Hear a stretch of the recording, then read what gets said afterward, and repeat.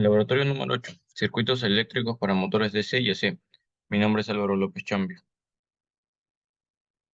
Lista de implementos necesarios para el arranque directo del motor AC. Un control de pulsador de parada, control de pulsador de marcha, fuerzas fusibles, interruptor general, un guardamotor, un contactor principal. Ahí tenemos los terminales eléctricos usados, el tipo de componente, el tipo en el circuito, el guardamotor con contactos auxiliares. Tenemos la imagen. Contactor principal, que esta vez fue con los contactores auxiliares, y el contactor principal con el A1, A2, MK1, que es la protección. Ahí vemos la imagen con el arranque directo ya.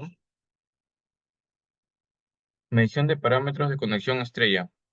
Eh, los siguientes fueron la data recogida. El voltaje de fase fue 131.7 voltios. El voltaje de línea fue 223.9 voltios. Corriente de fase 1.1 amperios. Corriente de línea 0.5 amperios, corriente de arranque 3.9. De fase, medición de corriente que pasa a través de cada fase, en este caso U1 y U2, que nos da 0.2 amperios aproximadamente.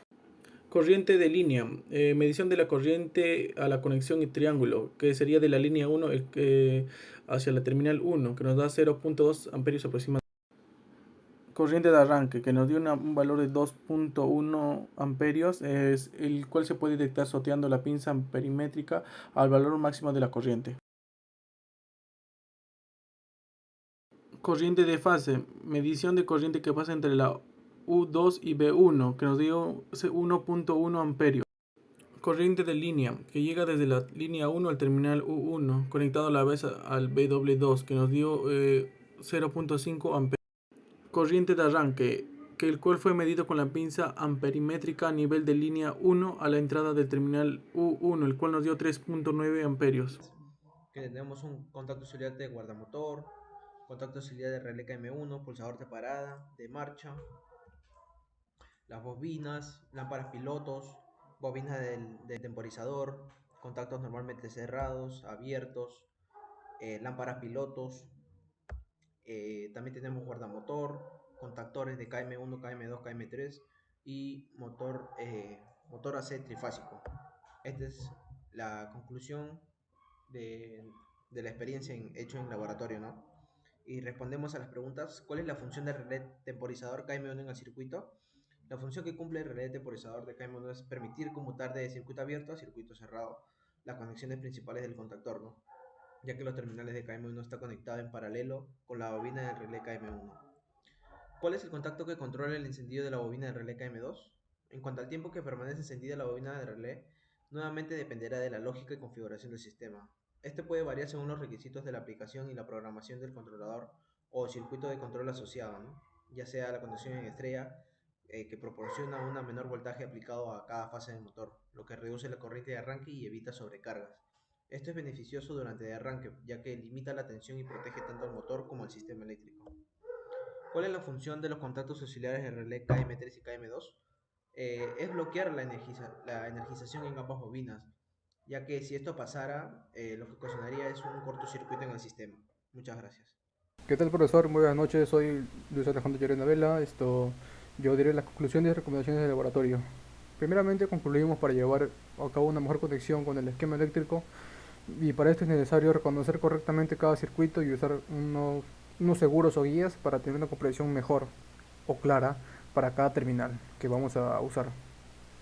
También concluimos que para realizar un análisis del esquema eléctrico tenemos que comprender el funcionamiento en sí, cómo funciona su circuito de potencia, los parámetros que tiene, las bobinas, el contacto con los auxiliares que tienen. También se recomienda que antes del laboratorio debemos llenar el ATS correctamente, tener un ATS con todas las instrucciones de lo que vamos a hacer. También se recomienda que antes de entrar al salón tenemos que tener los implementos de seguridad, las botas, los auditivos y los guantes. También se recomienda que antes de hacer conexiones debemos tener en claro lo que debemos hacer, y también esto hacer caso a la guía, lo que el profesor va a decir.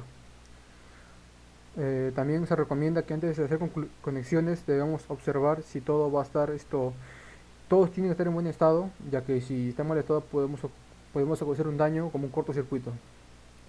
También se recomienda que antes de hacer el encendido debamos llamar al profesor para nos indique si está bien o está algo mal, para evitar cualquier daño a la máquina. También se recomienda que a la hora de encender, ver lo que hemos realizado, debemos tener en cuenta que todos tenemos que tener puestos los tapones auditivos para así evitar dañarnos y alejarnos también por si explota la bomba.